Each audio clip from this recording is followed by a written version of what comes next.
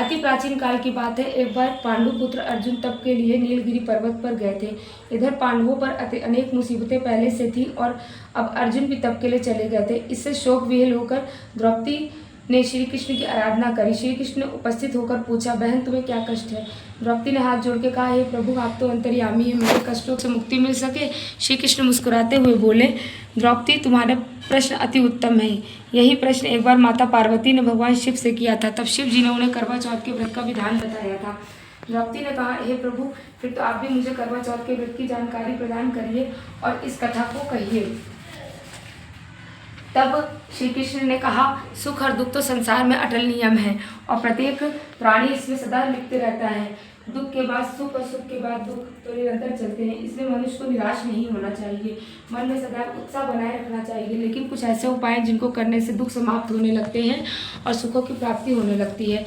इसी प्रकार का एक उपाय है करवा चौथ का व्रत करना। अब मैं तुम्हें अति उत्तम करवा चौथ की कहानी सुनाता हूँ, इसे ध्यान से सुनना।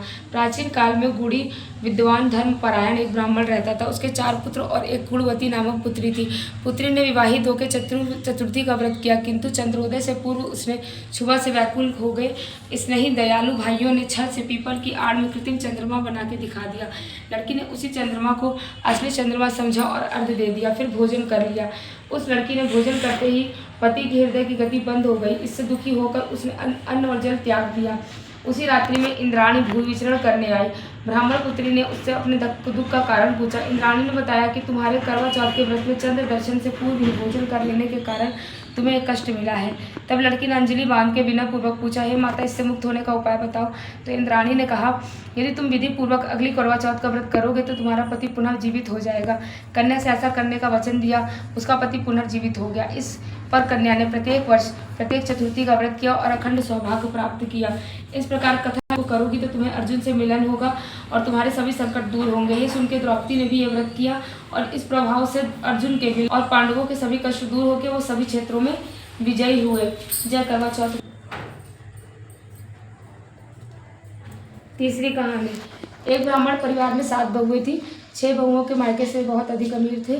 इसी कारण ससुराल में उनका बहुत मान था, परंतु छोटी बहू के मायके में कोई नहीं था। इस कारण ससुराल में प्रताड़ित करते थे। सब अकेली घर का काम काज करती थी, लेकिन फिर भी उसे कोई प्यार नहीं करता था। सभी उसे धुतकारते रहते थे। 30 त्यौहार पर मायके में कोई नहीं आता था, इसलिए ससुराल के लोग उसे प्रताड़ित करते थे। इस पे बात से बहुत दुखी होती थी। इस तरह अनेक दिन कटते थे। एक बार करवा चौथ का व्रत आया। इस अवसर पर अनेक बहुओं के मायके से सभी छोटे भाई करवा लेकर के आए, लेकिन छोटी बहू के मायके से कोई नहीं था। तो करवाली जंगल में जाके रोने लगी। वहीं पर नाग अपने बिल में रहता था। बहुत देर तक रोना सुनता रहा। अंत में बिल से निकल के आया और पूछने लगा, बेटी क्या बात है, तुम क्यों रो रही हो? छोटी बहू बोली, आज करवा चौथ का व्रत है। इस त्यौहार पर सभी भाई अपनी बहनों के लिए करवा लाते हैं, लेकिन मेरा तो कोई भाई नहीं है। यदि मेरा कोई भाई होता तो जरूर करवा लाता।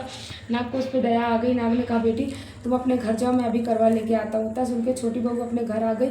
थोड़ी देर में नाग भी अपने मनुष्य का रूप धारण करके उसके घर जा पहुँचा।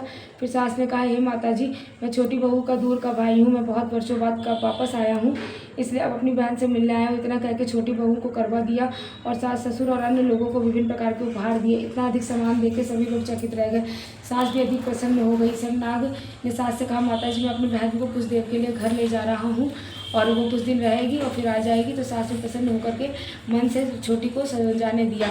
वास्तव में नाग सभी नागों का राजा था। वो छोटी बहू को अपने महल में ले गया और सारा महल दिखाया और बोला, तुम चाहे जितने दिन यहाँ रहो, मन चाह खाओ, मन चाहो पहनो, पर ध्यान रखना सामने रखी हुई नाद को मत खोलना। छोटी बहू उस महल में आराम से रहती थी, लेकिन एक दिन उसकी उत्सुकता बढ़ गई। उसने महल में कोई नहीं था तो नाग का ढक्कन खोला और पाया कि नाग में नागों के छोटे छोटे बच्चे रेंग रहे थे। उसने देख करके जल्दी से नाग ढक दी, लेकिन जल्दबाजी में सांप की पूंछ नाग के ढक्कन के नीचे आके कट गई। शाम को जब नाग राजा वापस आया तो छोटी बहू ने उसको सारी घटना बताई और अपनी गलती स्वीकार कर ली। नाग ने भी उसे क्षमा कर दिया। जब छोटी बहू ससुराल जाने की इच्छा करी तो नागराज ने उसे धन रत्न आदि देके विदा किया। इतना धन पाके छोटी बहू का ससुराल में लोग बहुत अधिक प्रसन्न हुए। उसे छोटी बदला लूंगा। माँ ने कहा कि ऐसा गलती से हो गया था, छोटी बहू ने जानबूझ के कुछ नहीं किया था, लेकिन वो नहीं माना। नाग चुपचाप छोटी बहू के घर जा चुका और मौका पाके उसे काटने की सोचने लगा।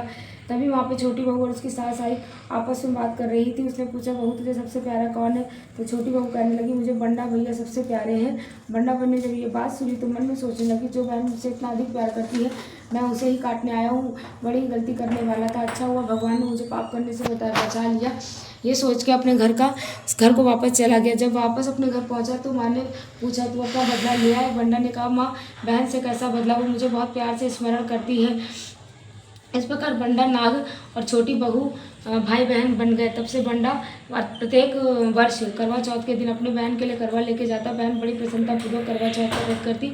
इस व्रत के प्रभाव से छोटी बहू को अपने ससुराल में मान सम्मान मिला और सभी सुख प्राप्त हुए। करवा चौथ माता जिस प्रकार आपने छोटी बहू को उत्तम फल प्रदान किया, उसी प्रकार हमें भी उत्तम फल प्रदान करना। जय करवा चौथ।